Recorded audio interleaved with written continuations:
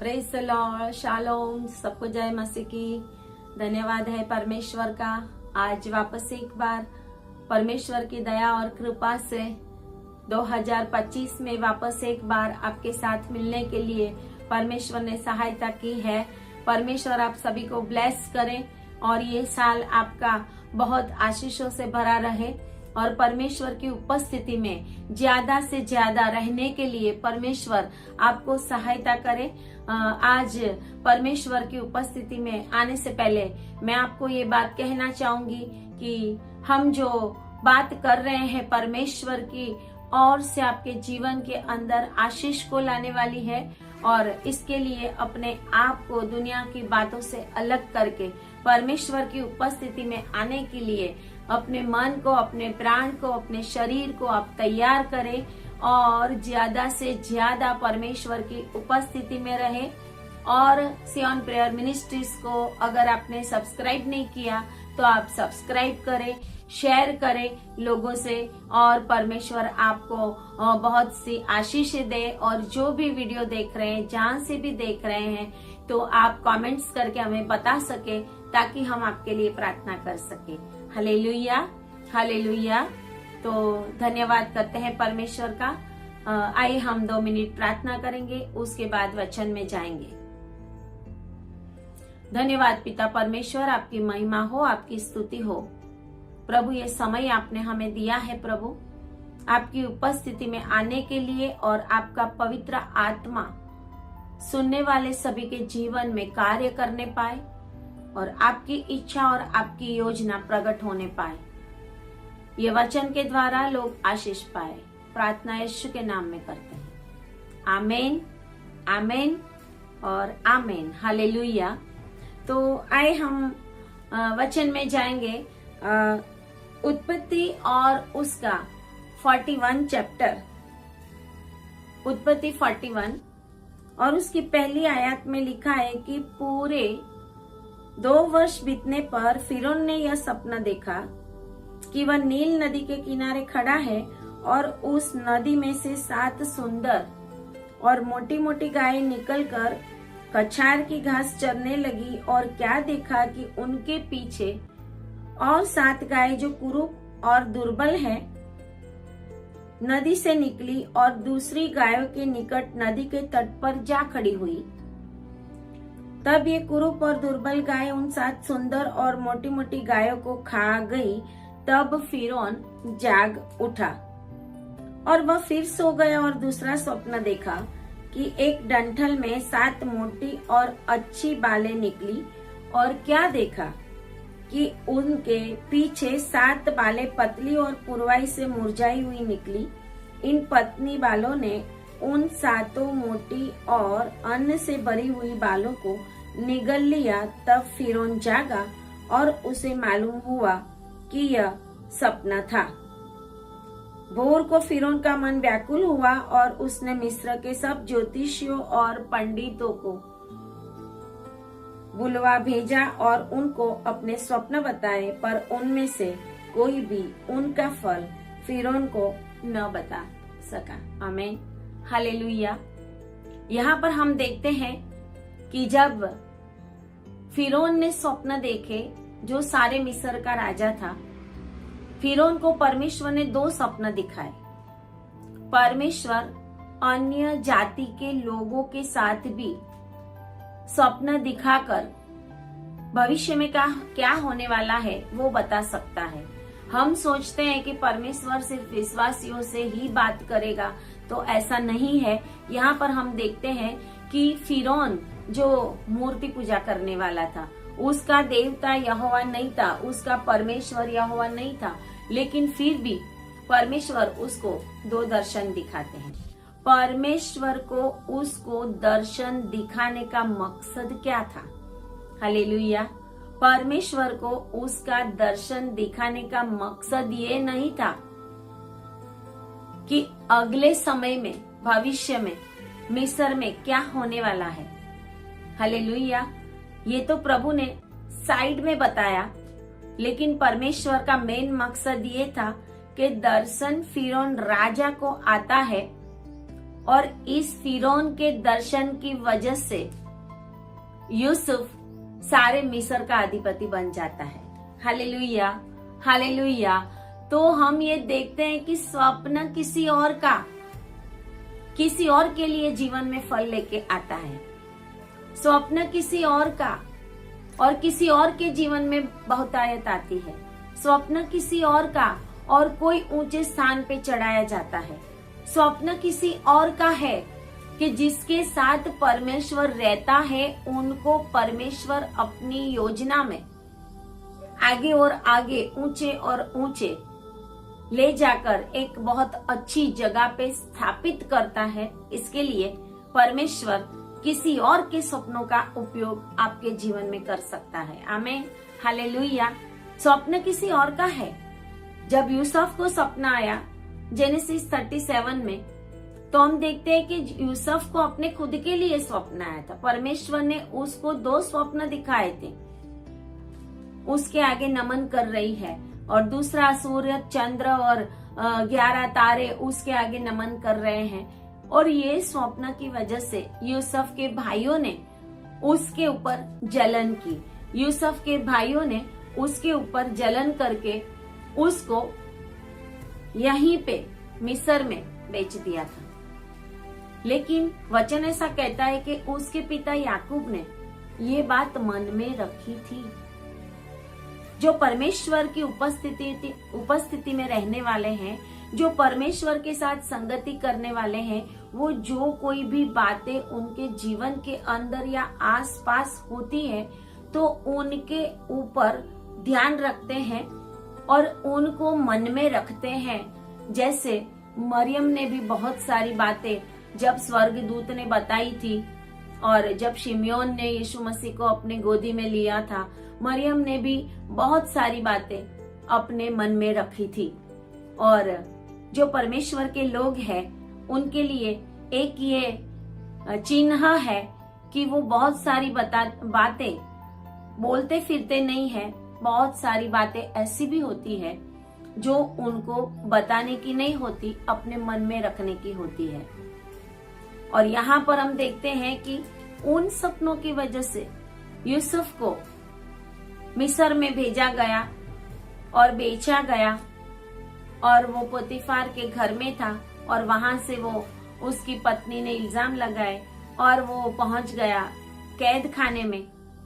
लेकिन जिसके ऊपर परमेश्वर की दया है, जिसके ऊपर परमेश्वर की कृपा है, जिसके ऊपर परमेश्वर की दया दृष्टि है, तो वचन ऐसा कहता है उत्पत्ति 39 में और उसकी 23 आयत में कि यूसुफ के वश में जो कुछ था उसमें से बंदी गृह के दरोगा को कोई भी वस्तु देखनी ना पड़ती थी, क्योंकि यहोवा यूसुफ के साथ था और जो कुछ वह करता था यहोवा उसको उसमें सफलता देता था। जब वो जेल में पहुंचाया गया तो वहां पर भी परमेश्वर ने उसको अंगरक्षकों का, कैदियों का ऊपरी अधिकारी बना दिया था और वहां पर भी परमेश्वर ने उसको अधिकार दे दिया था।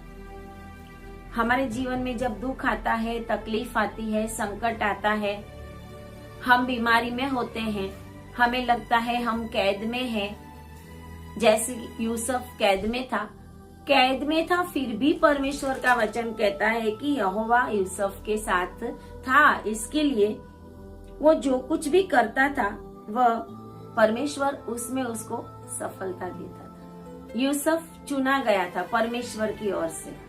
याकूब और उसके बेटों को और याकूब और उसके पूरे घराने को परमेश्वर जब मिस्र लेके जाता है तो उसके पहले ही परमेश्वर ने यूसुफ को वहां पर भेज दिया था कि वो अब्राहम, इसहाक और याकूब को दिया हुआ वचन अपना पूरा करे।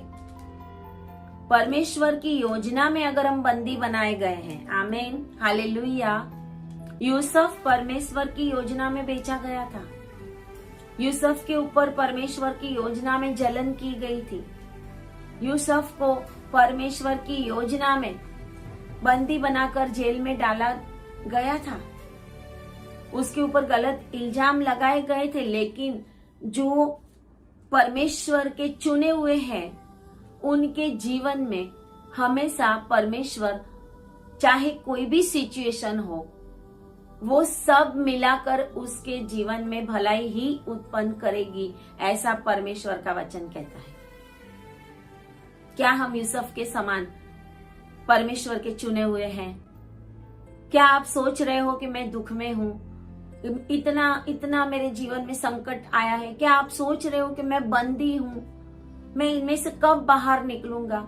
चाहे आप बंदी हो, चाहे आपको कैद किया गया हो, चाहे शैतान आपको परेशान कर रहा हो, चाहे किसी भी रीति से आप बंधन में हो, लेकिन अगर आप परमेश्वर के संग चल रहे हो और परमेश्वर आपके साथ चल रहा है, तो उस बंदीवास में भी परमेश्वर आपके लिए बड़ी बड़ी जगहें तैयार करने के लिए जा रहा है। आमीन। प्रभु आपको एक बहुत अच्छी ऊंचाई वाली जगह के ऊपर ले जाने वाला है। हालेलुया। और यहाँ पर हम देखते हैं कि जब वो जेल में था, तो जो पकाने हारा और पिलाने हारा था, उसको स्वप्न आए। यूसुफ के स्वप्न ने उसको मिस्र में भेज दिया।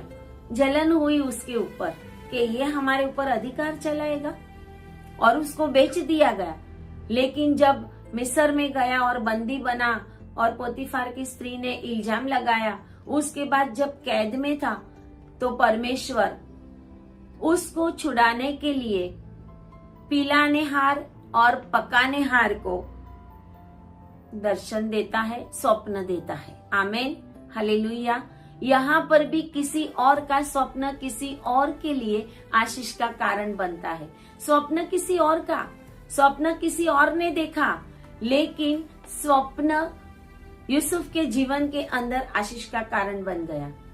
जब यहाँ पे हम देखते हैं 40 अध्याय के अंदर के पिलाने हारे को स्वप्न आया, और जो फिरौन का पिलाने हारा मतलब फिरौन के हाथ में जो कटोरा देकर उसको दाख रस पिलाया करता था, वो और पकाने हारा दोनों को कुछ गलती की वजह से जेल में डाला गया था। वो भी यूसुफ के साथ जेल में थे।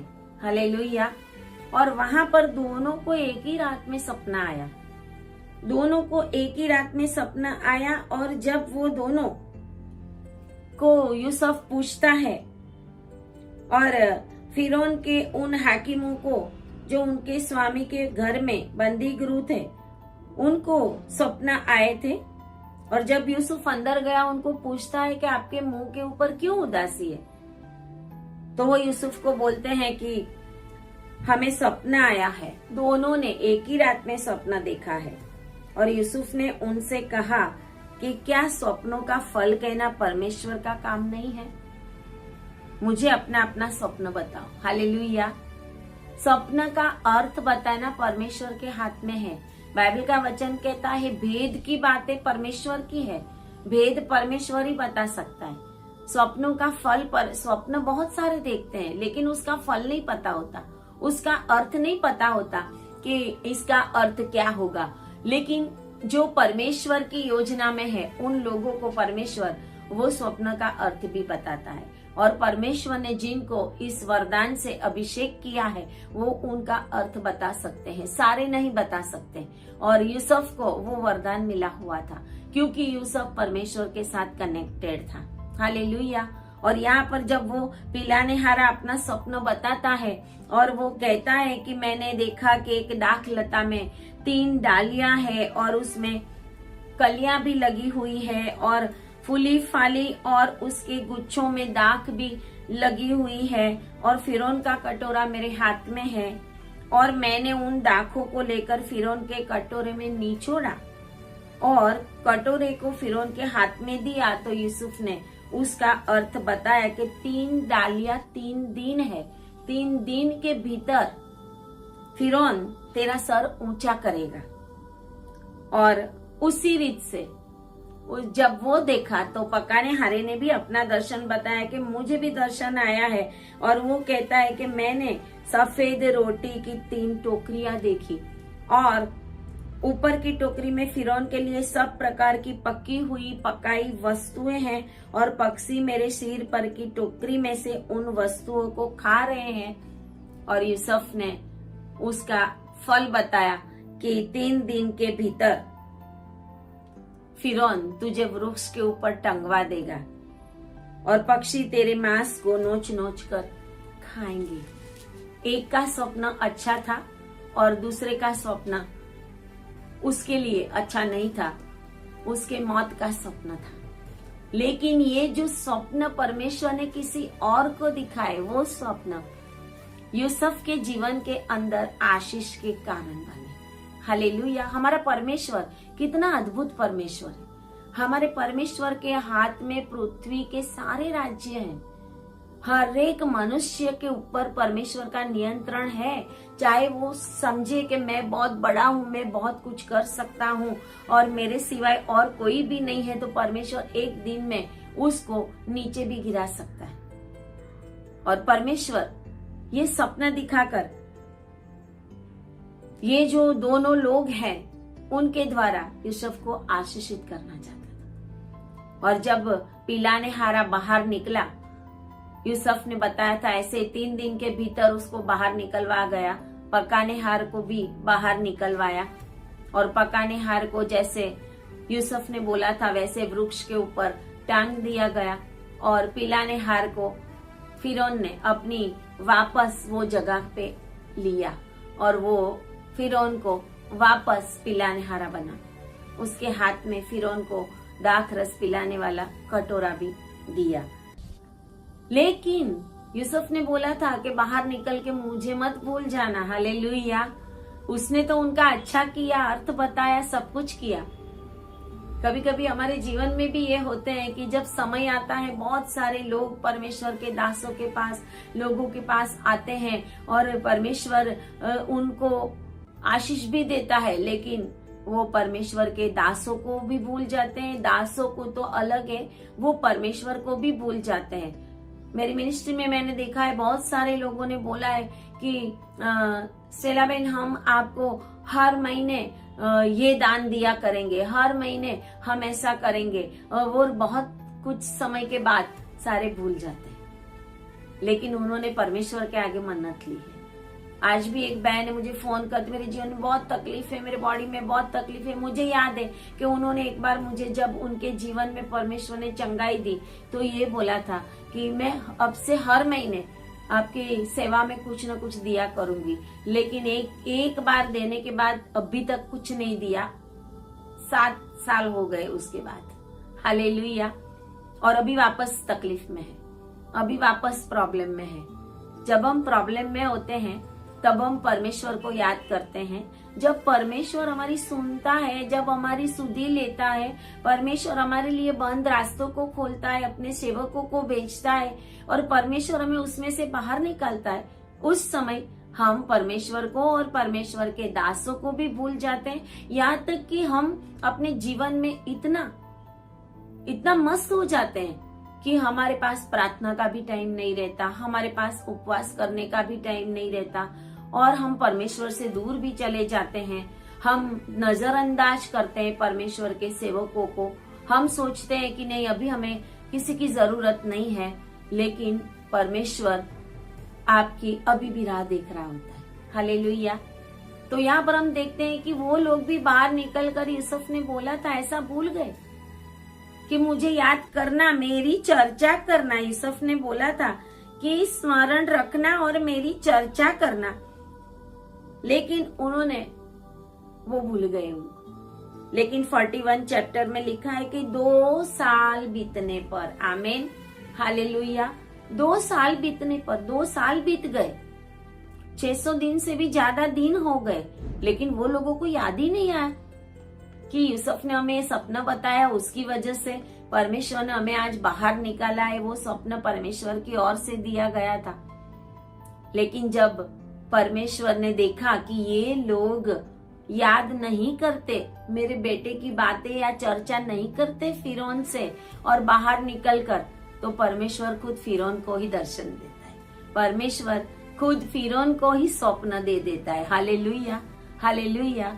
परमेश्वर ऐसा महान परमेश्वर है। परमेश्वर ने फिरौन को ये स्वप्न दिया जो हमने अभी अभी वचन में पढ़ा कि 7 रुष्ट पुष्ट और हेल्दी गाय और 7 दुबली गाय थी, और दुबली गाय वो हेल्दी गाय को निगल गई और फिर भी वैसी की वैसी रही। हालेलुया, फिर भी वैसी की वैसी रही। और दूसरा है डंठल में, मतलब जो साठा होता है जिसके अंदर बालें होती है, ऐसा 7 डंठल में 7 बालें थी, हरी भरी थी। और उसके बाद 7 पतली बालें, और कहते हैं कि पतली बालें हैं वो 7 मोटी मोटी अन्न से भरी हुई बालों को निगल गया। और फिरौन जाग गया, फिरौन जाग गया, उसको भी सपना आया था। एक रात में 2 स्वप्न दिया परमेश्वर ने। 2 स्वप्न परमेश्वर देता है, एक ही जैसा 2 स्वप्न देता है तो वचन ऐसा कहता है कि परमेश्वर का उस प्रकार का काम करने का निर्णय निश्चित है। प्रभु ये काम करने ही वाला है, प्रभु वो काम करने ही वाला है। ये परमेश्वर की ओर से प्रभु गारंटी दे रहा है। इसके लिए 7 दुबली गाय वो भी दिखाई, फिर वो सो गया। उसके बाद 7 हरी भरी बालें और दुबली पतली बालें, और वो उनको हरी भरी बालों को खा गई। और उसके बाद वो जाग गया और उसने सारे ज्योतिषी पंडित जो भी उसके राज्य में थे सबको बुला भेजा कि मुझे उसका फल बताओ। लेकिन कोई भी उसको उसका फल नहीं बता सका। तब ये पिलानेहार को याद आया कि ओह, मैंने तो अपराध कर दिया है। अरे मैंने अपराध किया। मुझे यूसुफ ने बोला भी था और यूसुफ ने मेरे स्वप्न का फल बताया था। और वो राजा को बोलता है कि एक हिब्री जवान है हमारे पास जो कैद में है, हालेलुया, जो तकलीफ में है, जो जेल में डाला गया है। वो हिब्री जवान है जिसने मुझे मेरे सपने का अर्थ बताया था, पकानेहार का सपने का अर्थ बताया था, और उसी रीत से हुआ था। और वो जो अभी अंगरक्षकों के प्रधान का दास था, उसने मुझे ये भेद बताया था। और फिरौन ने यूसुफ को बुलाया। आमीन, हालेलुया। किसी का स्वप्न किसी के लिए आनंद का और वस्त्र बदलने का कारण बदल गया। परमेश्वर कहता है इज़ाया 60 और 20 में कि मैंने तेरे शोक के आंसुओं को आनंद में बदल दिया है। परमेश्वर ने 2 स्वप्न देकर, 2 स्वप्न पिलानेहार और पकानेहार को दिया, एक एक स्वप्न। उसके उन्होंने यूसुफ को याद नहीं किया तो क्या परमेश्वर ने यूसुफ को छोड़ दिया? परमेश्वर ने फिरौन को स्वप्न दिया और फिरौन को परमेश्वर ने एक ही रात में 2 स्वप्न दिए। और वो स्वप्न के द्वारा वचन कहता है कि जब फिरौन ने यूसुफ को कैद में से बाहर बुलाया, 41 और 14 में लिखा हुआ है कि झटपट बंदी गृह से बाहर निकाला गया। आमीन, हालेलुया। साम्स 105 में लिखा हुआ है कि जब समय आया तब परमेश्वर ने अपने दूत को भेजकर यूसुफ को जेल में से बाहर निकाल लिया। कभी कभी हम सोचते हैं हमारे दुख और संकट के दिन कब समाप्त होंगे, कब होगा प्रभु, क्या होगा, हमें नहीं पता। हमारा समय प्रभु ने ठहराया है। परमेश्वर, अगर आप प्रभु में हैं, अगर आप परमेश्वर की योजना में चल रहे हैं, अगर आप परमेश्वर की इच्छा और योजना में चल रहे हैं, तो ये है कि परमेश्वर ने आपको ठहराया गया है। परमेश्वर ने आपके लिए योजना की है और परमेश्वर आपके जीवन में बड़े बड़े काम करने वाला है। और यहाँ पर हम देखते हैं कि परमेश्वर ने झटपट बंदी गृह से यूसुफ को बाहर निकलवाया फिरौन के द्वारा। उसको बाल बनवाए, उसके बाल कटवाए गए। इतने साल से 2 साल से अंदर 2 साल बीत गए जो सपना बताया। उसके बाद पकानेहारों को और पिलानेहारों को बाल भी बढ़ गए, उसका चेहरा बदल गया, उसकी सिचुएशन बदल गई। उसके कपड़े जो बंदी गृह थे, वस्त्र बदलकर फिरौन के सामने लाया गया। हालेलुया। आपके शोक के वस्त्र बदलने का समय आ गया है। आपके वस्त्र शोक के बदलकर आनंद में बदल देने वाला परमेश्वर आपके आनंदित वस्त्रों को आपको पहनाने वाला है। आपकी दुख की सिचुएशन को परमेश्वर आनंद की सिचुएशन में बदल देने वाला परमेश्वर है। और अगर आप परमेश्वर में हैं, अगर आप रोते रहे हैं अभी तक, अगर आप बंदीवान होते हुए भी, दुख में होते हुए भी, तकलीफ में होते हुए भी आपने परमेश्वर को प्यार करना नहीं छोड़ा, परमेश्वर का वचन पढ़ना नहीं छोड़ा, परमेश्वर के प्रार्थना में रहना नहीं छोड़ा, उपवास करना नहीं छोड़ा, तो परमेश्वर ने भी आपके शोक के वस्त्र को बदलकर आपको आनंद के वस्त्र देने के लिए अपना मन बना लिया है। आमीन। तो आप रिसीव करें अभी इसी समय के 2025 आपके लिए आनंद के वस्त्र पहनने का समय है। हालेलुया। आनंद के और बहुत ऊंचाई के स्थानों के ऊपर जाने का परमेश्वर ने आपके लिए एक समय लाने का जो निश्चित किया है वो आपके जीवन के अंदर आ रहा है। बहुत ही जल्दी परमेश्वर वो समय आपके जीवन के अंदर लाने वाला है। हालेलुया। और आप बहुत ही जल्दी इस वचनों को ग्रहण करके अपने जीवन में दुख और तकलीफ और बीमारी और संकटों से छुटकारा पाने वाले हैं। Hallelujah, hallelujah. इसके लिए आप अगर बंधन में भी हैं तो आप परमेश्वर की प्रार्थना करते रहे। बंधन में भी है, प्रभु के साथ वफादार रहे। बंधन में भी है, उपवास प्रार्थना करते रहे, प्रभु की संगति में बने रहे, प्रभु के लोगों की, प्रभु के दास और दासी जो परमेश्वर ने आपको दिए हुए हैं उनकी संगति में बने रहे। एक दिन जरूर परमेश्वर आपकी वो परिस्थिति को बदल देगा। जैसे यूसुफ को जेल में से बाहर निकाल लिया और उसके बाल बनवाए और उसको नए वस्त्र चेंज करवाए और ऊंचाई की जगह पे राजा के पास ले जाया गया। हालेलुया। और यहाँ पर कहते हैं कि राजा ने उससे बात की कि क्या मैंने सुना है कि तू स्वप्न सुनते ही उसका फल बता सकता है। तब यूसुफ ने फिरौन से कहा, यहाँ पे यूसुफ कितना नम्र है। यूसुफ को परमेश्वर ने ऐसी गिफ्ट दी थी, यूसुफ ऐसे सब कुछ फल बता सकता था, लेकिन फिर भी यूसुफ ने कहा कि मैं तो कुछ नहीं जानता, परमेश्वर ही फिरौन के लिए शुभ वचन देगा।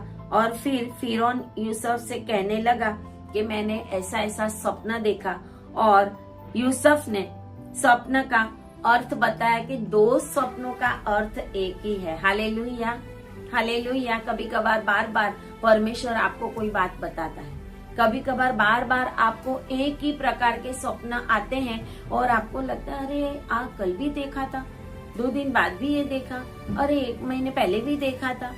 तो समझो कि परमेश्वर आपको भविष्य की बातों के लिए कुछ बता रहा है, कुछ आपके जीवन में होने वाला है। अगर परमेश्वर ने आपको वो बताया है तो उसके लिए आप प्रार्थना करें। अगर अच्छी बात है उसके लिए भी करें, अगर कुछ गलत बात है उसके लिए भी करें। हो सकता है आप कोई पाप में हो और प्रभु आपको कुछ ऐसा बता रहा हो कि जिससे आपको तकलीफ होने वाली हो, तो आपको उस सिचुएशन से अपना मन फेर लेना पड़ेगा। आपको अपने आप को बदलना पड़ेगा। आपको वो रास्ते पे जाना बंद करना पड़ेगा। आपको वो गंदे काम छोड़ना पड़ेगा। आपको व्यभिचार छोड़ना पड़ेगा। अगर आपके जीवन में एक बार तकलीफ आ गई है और फिर भी आप ऐसे के ऐसे रहोगे तो हो सकता है आने वाले समय के अंदर आप नष्ट भी हो जाओ। आप नष्ट हो सकते हो, आपका अंत आ सकता है, आपके ऊपर बहुत सारी तकलीफें आ सकती है। और इसके लिए परमेश्वर जब हमें कुछ बताता है तो उसका कोई मतलब होता है। इसके लिए हमें प्रार्थना में रखना पड़ता है। और अगर परमेश्वर आपको कुछ शुभ स्वप्न देता है, हालेलुया, हम भावी कहने वालों के पास नहीं जाते, हम दूसरों को अपने हाथों को नहीं बताते, क्योंकि हमारे हाथों को बनाने वाला जो परमेश्वर है, इन रेखाओं को रचने वाला परमेश्वर है, उसके पास हमें जाना चाहिए। आज बहुत सारे मसीह लोग ऐसे लोगों के पास जाते हैं।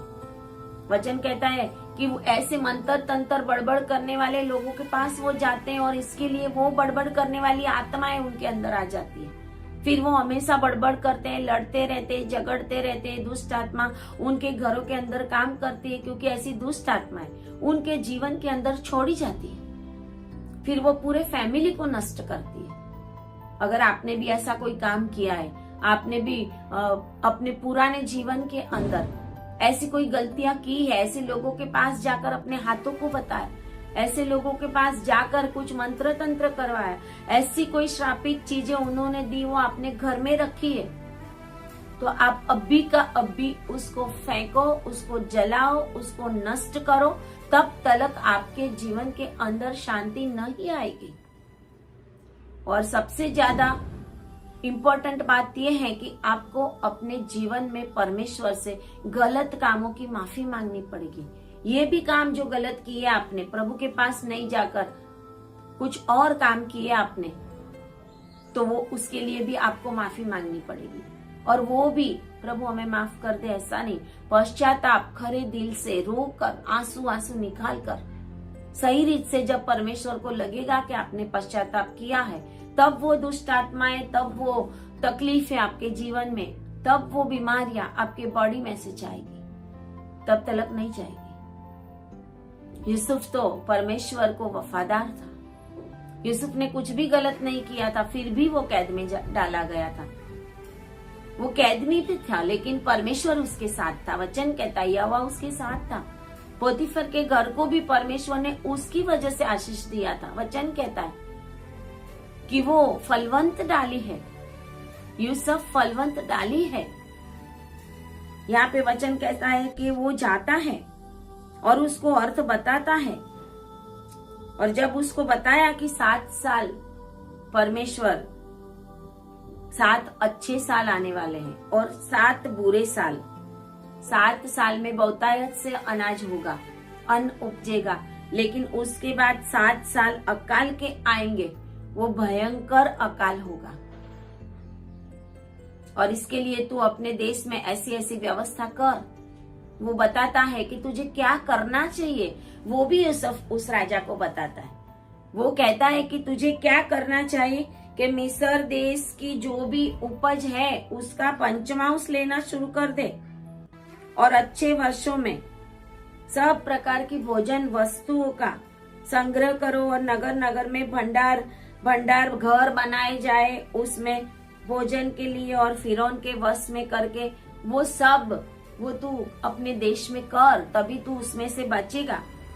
और अकाल के उन 7 वर्षों के लिए जो मिस्र देश में आएंगे, देश के भोजन के लिए रखी रहे, जिसमें देश का उस अकाल से सत्यानाश ना हो जाए। और जब परमेश्वर जो दर्शन फिरौन को दिया था, वो यूसुफ के लिए आशीष का कारण बना। किसी के दर्शन, किसी के स्वप्न, अगर आप परमेश्वर में हैं तो प्रभु आपके लिए ऐसा भी कर सकता है। आपको परेशान करने वाला आपका अधिकारी, उसका मन भी कुछ सपना देकर परमेश्वर फेर देगा, और वो आपसे प्यार करने लगेगा, वो आपको अच्छे से ट्रीट करेगा, वो आपकी बातें सुनेगा। परमेश्वर किसी के मन में आपके लिए ऐसे फीलिंग्स पैदा करेगा, जो आपको परेशान करने वाला है वो बदल जाएगा। चाहे वो आपका पति हो, चाहे वो आपके सास ससुर हो, चाहे वो आपके कोई नेबर्स हो, चाहे आपके कोई दुश्मन हो, चाहे किसी ने आपके लिए बुरा किया है, परमेश्वर चाहे तो एक स्वप्न की वजह से परमेश्वर आपकी जिंदगी को पलट सकता है। आमीन, हालेलुया। आपकी जिंदगी बदल सकती है किसी के एक सपना के द्वारा। यहाँ पे फिरौन के सपनों के द्वारा यूसुफ की जिंदगी बदल गई, जेल में से बाहर निकाला गया। परमेश्वर अपने प्यार करने वालों के ऊपर अपनी योजनाएं ऐसे ही प्रकट करता है और ऐसे ही पूरी करता है। हमारा परमेश्वर ऐसा परमेश्वर है। क्या आप ऐसे परमेश्वर को जानते हो? क्या आप ऐसे परमेश्वर के लिए अपने आप को समर्पित करते हो कि आप दुख में भी कुड़कुड़ाते हो, कि आप जब भी कोई तकलीफ आती है, अरे प्रभु ने क्या ये कर दिया? क्या यहाँ पे लिखा है कि यूसुफ ने ऐसा किया? एक शब्द भी नहीं लिखा कि उसने परमेश्वर को कोसा कि प्रभु मैंने तो कोई गलती नहीं की, फिर भी मुझे तो यहाँ भेज दिया, फिर भी मेरे भाइयों ने बेच दिया, फिर भी इस जगह के ऊपर मैं आ गया। जहाँ कहीं भी यूसुफ गया वफादारी से काम करता गया। अगर तू थोड़े में विश्वास हुए, एक बार परमेश्वर ने मुझे रात को दर्शन देकर बताया कि तू थोड़े में विश्वास हुए, मैं तुझे बहुतों के ऊपर ठहराऊंगा, बहुतों के ऊपर ठहराऊंगा। आप जहां कहीं भी है, जो कोई भी छोटे मोटे काम में है, अगर आप वफादार हैं, आप अपने अधिकारी को वफादार है, आप अपनी जॉब में वफादार है, आप अपने फ्रेंड सर्कल में वफादार है, अपने घर में वफादार है, माँ बाप को वफादार है, हस्बैंड वाइफ को, वाइफ हस्बैंड को वफादार है, बच्चे माँ बाप को, परमेश्वर आपको उसका फल जरूर देगा।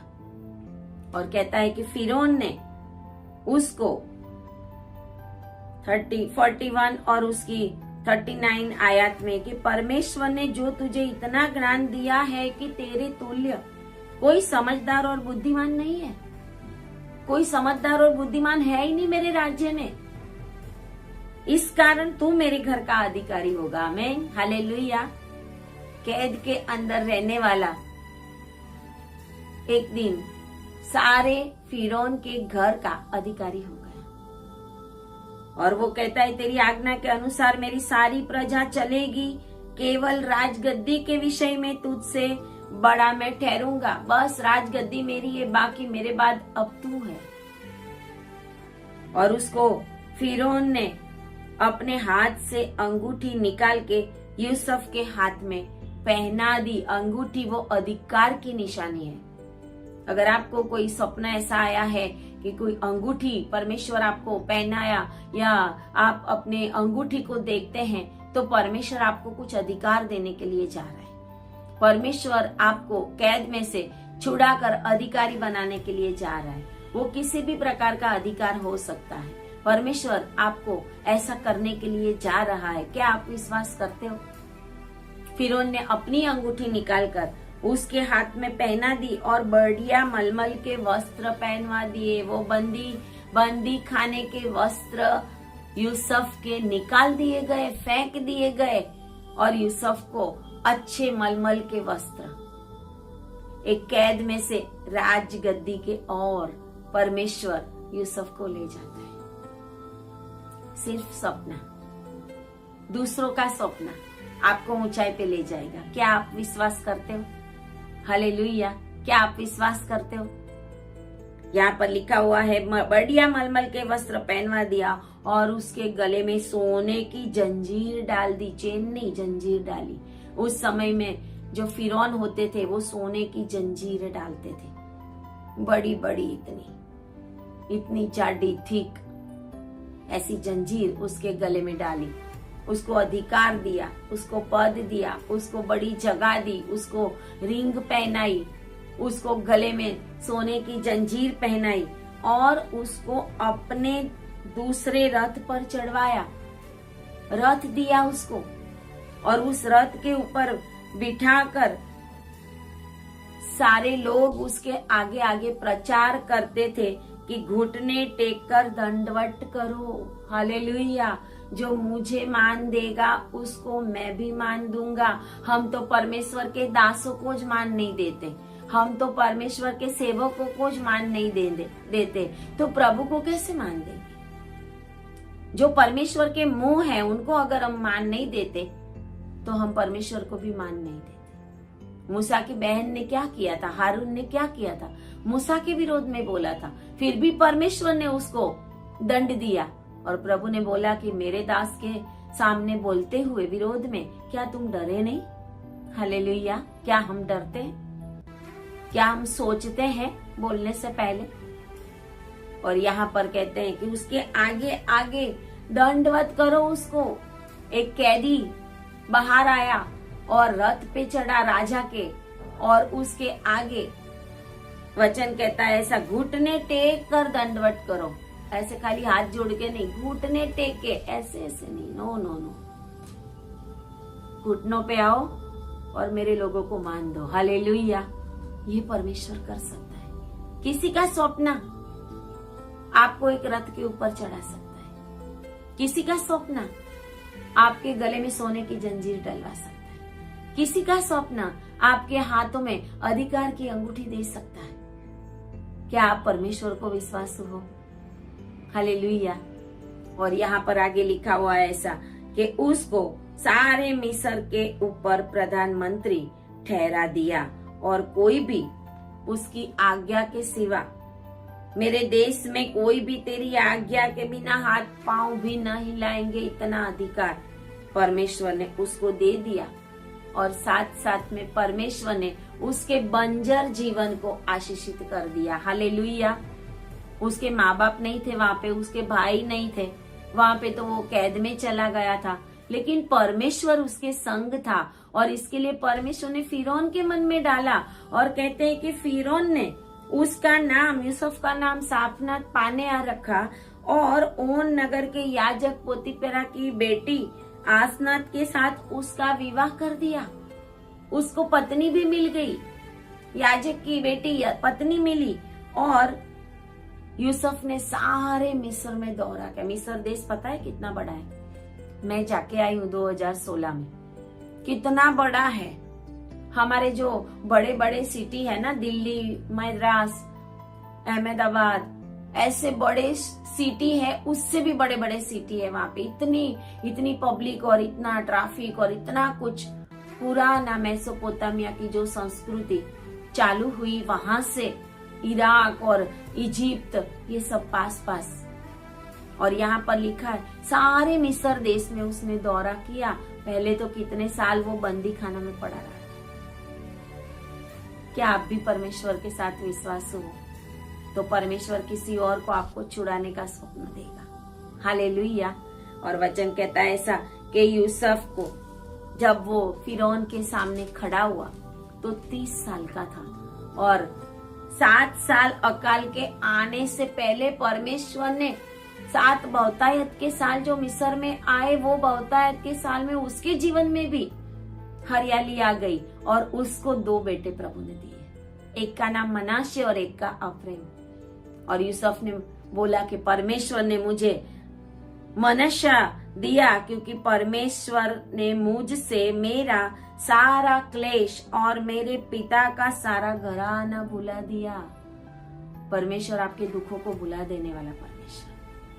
और दूसरे का नाम उसने अफ्रेम रखा और कहा कि मुझे दुख भोगने के देश में परमेश्वर ने फलवंत किया।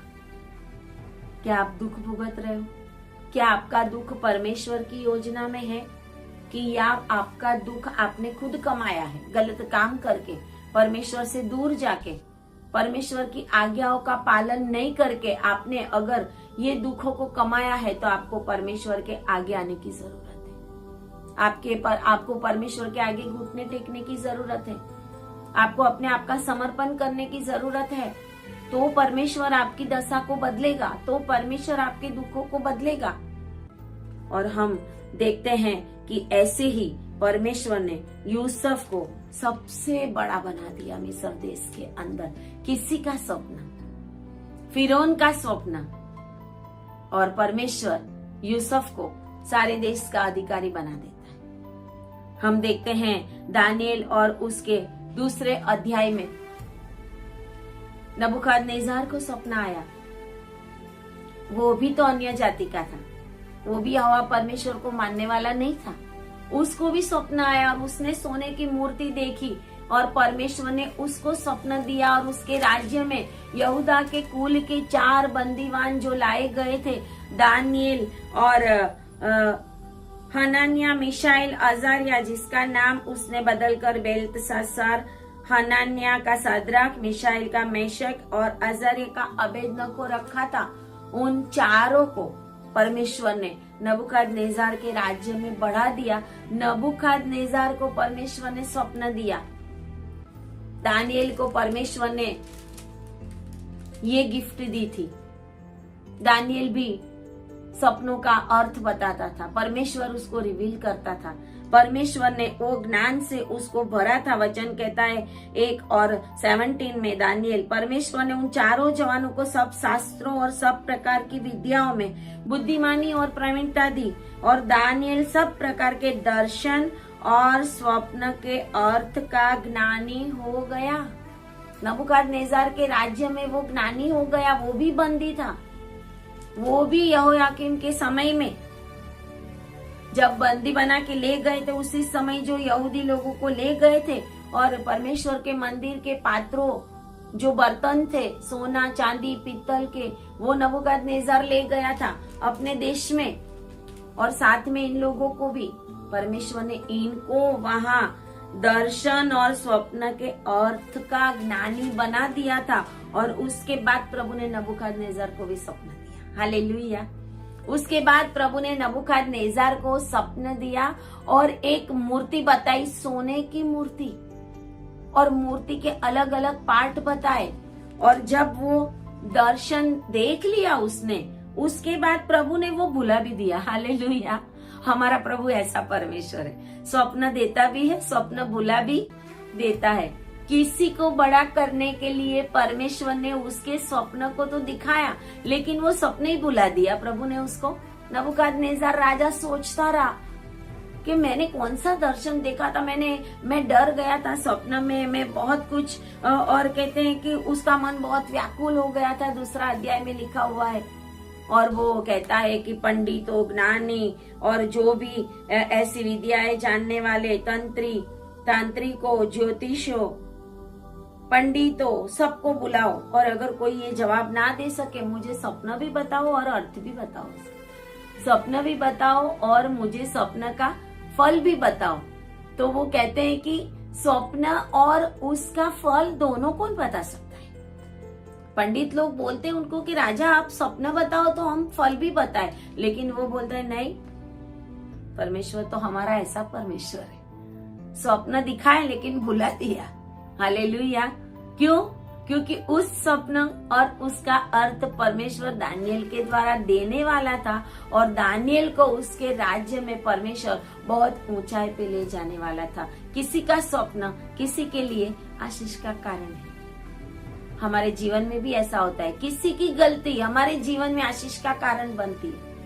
किसी ने आपके साथ गलत कर दिया, किसी ने आपके साथ गलत व्यवहार कर दिया, किसी ने आपके साथ गलत रिलेशन रख दिया, और वो गलत बातें आपके जीवन में किसी ने की, वो आपके लिए आज आशीष का कारण है। मेरे जीवन में भी यही बना है, किसी की गलतियां मेरे जीवन के अंदर आशीष का कारण बन गई। अगर लोगों ने गलतियां नहीं की होती तो मैं मेरे जीवन में इस जगह के ऊपर कभी नहीं आई होती। ये मेरे परमेश्वर ने मेरे जीवन में किया है। किसी की गलती हमारे लिए, मेरे लिए आशीष का कारण बनी। क्या आपके जीवन में आप अभी किसी ने आपके लिए गलत किया हो, क्या आप उनको अभी भी गालियां बोलते रहते हो? क्या आप उनको अभी भी श्राप देते रहते हो? परमेश्वर को बोलो, किसी की गलती परमेश्वर आपके जीवन में आशीष का कारण बना देगी। हालेलुया। और यहाँ पर किसी का दर्शन, सपना, और दानियेल को ले जाया गया। दानियेल ने बोला कि मुझे ले जाओ, मैं परमेश्वर के ओर से स्वप्न का अर्थ बताऊंगा और सपना भी बताऊंगा। और जब नबूकदनेस्सर को उसने स्वप्न का अर्थ बताया और पूरा स्वप्न बताया कि आपने ऐसी ऐसी एक सोने की मूर्ति देखी, और जिसका सिर सोने का और छाती और भुजाएं चांदी की थी, और उसका पेट और जांग पीतल के थे, और उसकी टांगे लोहे की, और उसके पांव कुछ तो लोहे के और कुछ मिट्टी के थे। वो राज्य को बताते, एक और बड़ा पत्थर आया और इनको गिराया और चूर चूर हो गया। पीतल, मिट्टी, लोहा, चांदी, सोना सब कुछ चूर चूर हो गया, और वो बड़ा पहाड़ से सारी पृथ्वी भर गई। अंतिम दिनों में सारी पृथ्वी परमेश्वर की महिमा से भर जाएगी। ये नबूकदनेस्सर ने जो दर्शन देखा था, वो लास्ट में जो देखा था, वो के एक बड़ा पत्थर आया और वो सारे राज्यों को गिरा दिया। हालेलुया। परमेश्वर यीशु मसीह का राज्य आने वाला है। हमारा परमेश्वर आने वाला है। उस पहाड़ के आगे, उस पत्थर के आगे कोई नहीं टिकेगा, सारे चूर चूर हो जाएंगे। 666 एंटी क्राइस्ट, झूठा फॉल्स प्रॉफिट और वो शैतान, तीनों का राज्य समाप्त कर देगा परमेश्वर। हालेलुया। और जो राज्य आने वाले थे पृथ्वी के ऊपर, उनके बारे में परमेश्वर ने नबूकदनेस्सर को वो स्वप्न तो दिया था, लेकिन स्वप्न भी नहीं याद कराया और उसका फल भी नहीं। लेकिन जब दानियेल ने उसको वो सब बताया तो वचन ऐसा कहता है, 2 अध्याय और उसकी 46 आयत में, यह सुनकर नबूकदनेस्सर राजा ने मुंह के बल गिरकर दानियेल को दंडवत की। राजा दानियेल के सामने दंडवत करता है और वचन कहता है, आज्ञा दी कि उसको भेंट चढ़ाओ, दानियेल को भेंट चढ़ाओ और उसके सामने सुगंध वस्तु जलाओ। उसके सामने एक देवता समझ के उसके सामने धूप किया। सुगंधी वस्तुएं उनके सामने जलाई गई। उसको एक जैसे देवता हो वैसा मान दिया गया। सुगंधी द्रव्य उसके सामने चढ़ाया गया और कहता है फिर राजा ने दानिएल से कहा, सच तो ये है कि तुम लोगों का परमेश्वर सब ईश्वरों का ईश्वर, राजाओं का राजा और भेदों को खोलने वाला है, इसलिए तू यह भेद प्रकट कर पाया। और दानिएल को राजा ने एक बड़ा पद दिया और उसको बहुत से बड़े बड़े दान दिए और यह आज्ञा दी कि वह बेबीलोन के सारे प्रांत पर हाकिम और बेबीलोन के सब पंडितों के ऊपर मुख्य प्रधान बन गया। और उसकी वजह से उसके जो तीनों मित्र थे, शद्रक, मेशक और अबेदनगो, दानिएल ने सिफारिश की उनके लिए भी। हम तो कोई ऊंचा पद प्राप्त करे तो अपने मसीह लोगों को बोलेंगे, अरे नहीं उनको इधर मत लाना, ऊपर से वहां जो कोई होगा उनको भी उखाड़ने की कोशिश करेंगे। लेकिन दानिएल ने ऐसा नहीं किया। उसने राजा को बोला कि हे राजा, मेरे इन मित्रों को भी तू अच्छी जगह दे। और दानिएल को उस बेबीलोन प्रांत में, जहां पर वो कैदी बना के पकड़ा गया था, ले जाया गया था, उसके भी बंदीवान के वस्त्र बदल के राजमहल में उसको स्थान मिला। वचन ऐसा कहता है कि स्वयं राजा के दरबार में दानिएल रहा करता था। क्या आप ऐसे परमेश्वर की आराधना करते हो? क्या आप ऐसे यूसुफ और दानिएल के समान अपने परमेश्वर के साथ सही जीवन में बने रहते हो? अगर आप ऐसे बने रहोगे, परमेश्वर के साथ गलत कामों में नहीं जाओगे, चाहे दुख आए, चाहे संकट आए, चाहे तकलीफ आए, चाहे बीमारी आए, क्या आप परमेश्वर को वफादार हो? तो आप भी दानिएल और यूसुफ के जैसा ऊंची जगहों के ऊपर चढ़ाए जाओगे। और वचन ऐसा कहता है कि उसके बाद 5 अध्याय में भी हम देखते हैं कि बेलशास्सर राजा को, जब वो नबूकदनेस्सर राजा, उसके बाद जब बेलशास्सर, उसका बेटा था नबूकदनेस्सर का, उसके हाथ में राज्य आया और उसने यरूशलेम के मंदिर में से जो पात्र लाया था नबूकदनेस्सर ने, सोने, पित्तल, चांदी के, वो मंगवाने का ऑर्डर किया और उसमें उसने दाख मधु पिया अपनी पत्नी और रखेलियों के साथ। ऐसा वचन कहता है कि जब वो सोने के पात्र जो यरूशलेम के परमेश्वर के मंदिर में थे उनमें से निकाले गए थे, वो लाए और उनके प्रधानों, राजा, रानी, रखेलियों सबने उनमें पिया दाख मधु डाल के। तो वचन ऐसा कहता है कि उसी समय दीवार के ऊपर मनुष्य के हाथ की सी कई उंगलियां निकलकर दीवट के सामने राज मंदिर की दीवार के चूने पर कुछ लिखने लगी। और वो देखकर उसके तो घुटने भी हिलने लगे, वो तो डर गया, उसकी कमर के जोड़ ढीले पड़ गए, वो कांपने लगा, घुटने एक दूसरे से टकराने लगे। और उसने ऑर्डर किया कि ये जो दीवार के ऊपर लिखा गया है उसको पढ़कर मुझे समझाए। जो उसे समझाएगा उसे बैंगनी रंग का वस्त्र और उसके गले में सोने की कंठमाला पहनाई जाएगी और मेरे राज्य में तीसरा वही प्रभुता करेगा। और उस समय भी कोई पंडित, कोई तांत्रिक, कोई मांत्रिक, कोई नहीं था। हमारा परमेश्वर भेदों को खोलने वाला परमेश्वर है। हमारा परमेश्वर मर्मों को खोलने वाला परमेश्वर है। हमारा परमेश्वर अपने लोगों को ऊंचाई पे ले जाने वाला परमेश्वर है। यहाँ पर भी किसी और को दिखाया परमेश्वर ने, किसी और को दिखाया हुआ दर्शन दानिएल के लिए यहाँ पर भी बेलशास्सर राज्य के समय में भी उसको तीसरे स्थान का अधिकारी बना दिया।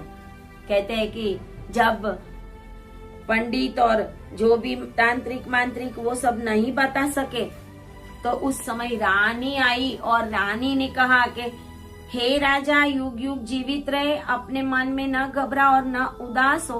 तेरे राज्य में दानिएल नामक एक पुरुष है जिसका नाम तेरे पिता ने बेलशास्सर रखा था। उसमें पवित्र ईश्वरों की आत्मा रहती है और उस राजा के दिनों में उसमें प्रकाश, प्रवीणता और ईश्वरों के तुल्य बुद्धि पाई गई। हे राजा, तेरा पिता तो राजा था और उसने उसको सब ज्योतिषियों, तांत्रिकों, कसदी और सब भावी बताने वालों का प्रधान ठहराया था, क्योंकि उसमें उत्तम आत्मा, ज्ञान और प्रवीणता और स्वप्नों का फल बताने और पहेलियां खोलने और संदेह दूर करने की शक्ति पाई गई है। और इसलिए दानियल को बुलाया जाए। दानियल उसका अर्थ बताएगा, वो बोलता है, इसलिए दानियल को बुलाया जाए। रानी के कहने के अनुसार दानियल को बुलाया गया। हालेलुया। और जब दानियल को भीतर बुला गया और उसने पूछा कि क्या यहूदा देश में से लाए हुए यहूदी बंधुओं में से तू दानियल है? मैंने तेरे विषय में सुना है कि पवित्र ईश्वरों की आत्मा तुझ में रहती है और प्रकाश, प्रवीणता और उत्तम बुद्धि तुझ में है, और तू मुझे इसका अर्थ बताए। मेरे राज्य में तो कोई नहीं बता सका। मेरे राज्य में कोई ऐसा नहीं। हमारा परमेश्वर हमें इतना ऊंचा करेगा, इतना ऊंचा करेगा कि आपके ऊपर कोई होगा ही नहीं। आमीन, हालेलुया। ये मैं रिसीव करती हूँ, साथ साथ में आप भी रिसीव करें। हालेलुया। परमेश्वर हमें उस ऊंचाई पर ले जाना चाहता है, लेकिन हम खुद ही उस ऊंचाई पर नहीं पहुंच सकते, क्योंकि हम अंदर अंदर गलाती 5 और 19 के जैसे काम करते हैं। हम अंदरों अंदर लड़ते झगड़ते रहते हैं। हमारे जीवन के अंदर शांति नहीं होती, कुड़कुड़ाना होता है, परमेश्वर के विरुद्ध में बोलते रहते हैं, अपने सगा संबंधी के विरुद्ध में बोलते रहते हैं। हम बाइबल नहीं पढ़ते, प्रार्थना नहीं करते, हम घुटने नहीं टिकाते, परमेश्वर के आगे नहीं आते, सही सेवकों के पास नहीं जाते, सही सेवकों की संगति में नहीं रहते, और फिर हम जिंदगी भर दुख उठाते। और जीवन के अंत समय में परमेश्वर की अगर दया होगी तो आपको स्वर्ग मिलेगा, नहीं तो वो भी नरक मिलेगा, क्योंकि आप सही समय पे, सही जगह पे, सही सेवकों के पास आए नहीं, सही परमेश्वर को आपने जाना नहीं। क्या आप ऐसे ही अपने आप को नष्ट करना चाहते हो? क्या किसी के जीवन की कोई बातें आपके जीवन में आशीष ला सकती है? जरूर ला सकती है। किसी का दर्शन, किसी का स्वप्न, किसी का भीत के ऊपर परमेश्वर के हाथ का लिखना और बेलशस्सर राजा को दिखाना दानियल के जीवन में एक बहुत बड़ा ऊंचाई का स्थान बना दिया, क्योंकि वो परमेश्वर कर रहा था दानियल के लिए। नबूकदनेस्सर को स्वप्न बताया था दानियल के लिए, भले ही भविष्य की बातें बताई गई, लेकिन बताई दानियल ने। दानियल को ऊंचा किया गया। ये बेलशस्सर राजा के समय में भी बेल्तशस्सर नाम रखा था दानियल का भी। वो बेलशस्सर था या बेल्तशस्सर था दानियल। उसको बुलाया गया और कहते हैं कि दानियल ने राजा से कहा, तेरा दान तेरे पास रख। हालेलुया। दानियल क्या कहता है? राजा कहता है, तू मुझे बता, मेरे राज्य में तो किसी ने नहीं बताया। मैं दान दूंगा, तुझे बहुत कुछ दूंगा, कंठमाला, बैंजनी वस्त्र, सोने की माला। दानियल कहता है 5 अध्याय और उसकी 17 आयत में, अपने दान अपने ही पास रख और जो बदला तू देना चाहता है वो किसी दूसरे को देना। हम तो वो तो दौड़े, लाओ लाओ लाओ, मुझे दे दो, मुझे दिया, मुझे दिया, मुझे दिया। वो कहता है मुझे नहीं चाहिए, मुझे इसका कोई भी शौक नहीं है, मुझे गले में भी नहीं माला पहननी और ना ही मुझे ये कुछ बैंजनी वस्त्र कुछ चाहिए। सुन प्रभु क्या कहता है। हालेलुया। क्या ऐसे सेवक आपके पास है कि मांगने वाले हैं? आपके पास कैसे कैसे लोग हैं, कैसे कैसे लोग आते हैं हर समय मांगने वाले, कि आपके लिए प्रार्थना करके आपको दुख और बंधनों में से छुटकारा देने वाले लोग हैं। क्या आपके पास वो ज्ञान और बुद्धि है? आज तो बहुत से जगत के अंदर परमेश्वर के नाम से बहुत सारी गलत बातें भी करने वाले लोग हैं, लेकिन लोग उनको पहचान नहीं सकते। क्या आपके अंदर दानियल की जैसा उत्तम आत्मा रहती है तो आप उसको पहचान सकोगे? क्या आपके अंदर वो रिविलेशन की आत्मा है? क्या आपको परमेश्वर दर्शन देकर बताता है? दानियल कहता है मुझे नहीं चाहिए ये सब, वह दूसरे को दे देना और वह लिखी हुई बात मैं राजा को पढ़ सुनाऊंगा और उसका अर्थ भी मैं तुझे बताऊंगा और मैं तुझे समझाऊंगा। और वो उसके पिता की बात करता है कि तेरे पिता को परमेश्वर ने सब कुछ दिया था, मेरे प्रभु ने राज्य, महिमा, प्रताप, प्रतिष्ठा सब कुछ दिया था, लेकिन जब उसके अंदर घमंड आ गया तो मेरे प्रभु ने उसको पशु के समान बना दिया था। और जब उसने स्वर्ग की ओर देखा, अपने आप को परमेश्वर के आगे उसने झुकाया, तब प्रभु ने उसको अपना स्थान वापस दिया था। लेकिन अपने पिता की ये कंडीशन देखकर भी तू नहीं सुधरा। तू आज वही यरूशलेम के मंदिर के पवित्र जो पात्र है, बर्तन है, उसके अंदर तू दाख मधु पी रहा है। इसके लिए प्रभु का हाथ आया है कि और लिखा गया, मैंने तकेल उफासी, तेरे राज्य को परमेश्वर ने तेरे राज्य को और तेरे राज्य के दिन गिनकर उसका अंत कर दिया है। तू तराजू में तोला गया है और कमती मालूम पड़ा है परमेश्वर के आगे। क्या आज हम भी परमेश्वर के तराजू के अंदर कमती मालूम पड़ रहे हैं? क्या परमेश्वर ने आपको 50, 60, 70, 80, 90, 100 साल का जीवन दिया? क्या उस 100 साल के जीवन के अंदर आपने अपने जीवन में परमेश्वर की महिमा की है? कि आपने शैतान को खुश रखा है? क्या आपने परमेश्वर की सेवा के काम किए हैं? सेवा वो नहीं है जो हम चर्च में करते हैं, पास्टोरेट में रहते हैं, या हम चलो लेडीज मिनिस्ट्री चला ले, या हम कोई जगह पे अपना स्थान बना के बैठ जाए। वो सेवा नहीं है। परमेश्वर का वचन कहता है कि अपने शरीरों का जीवित, पवित्र और परमेश्वर को भावता हुआ बलिदान दे, यही तेरी बुद्धि पूर्वक की सेवा है। रोमियो के पत्र 12 और 1 में ये सेवा है। वो तो काम है, सेवा तो वो है। क्या तूने अपने आप को समर्पित किया प्रभु के आगे? क्या तूने प्रभु के सेवा में अपने आप को वफादार रहकर परमेश्वर को खुश किया? कि लोगों को खुश करने जा रहे हम? क्या हम बड़े बड़े अधिकारियों को खुश करने जा रहे हैं? क्या हम चर्च के लोगों को खुश करने के जा रहे हैं? क्या हम विश्वासियों को खुश करने के लिए जा रहे हैं? क्या हम ऐसी पोस्ट पे इसके लिए रहना चाहते हैं कि लोग हमारी वाहवाह करें, लोग हमारे गले में हार पहनाए, लोग हमें बुके दे, लोग हमें आगे बिठाए? तो अलर्ट हो जाओ, अलर्ट हो जाओ। मैं चेतावनी देती हूँ परमेश्वर यीशु मसीह के नाम से, परमेश्वर की दासी होने के नाते, अगर आप दुनिया के ऐसे मान मर्तबों के पीछे गए हो और आज भी आपने परमेश्वर को समय नहीं दिया, तो निश्चित ही है कि आपका जीवन का अंतिम समय बहुत ही तकलीफों में बीतेगा। इसके राज्य का अंत आ गया।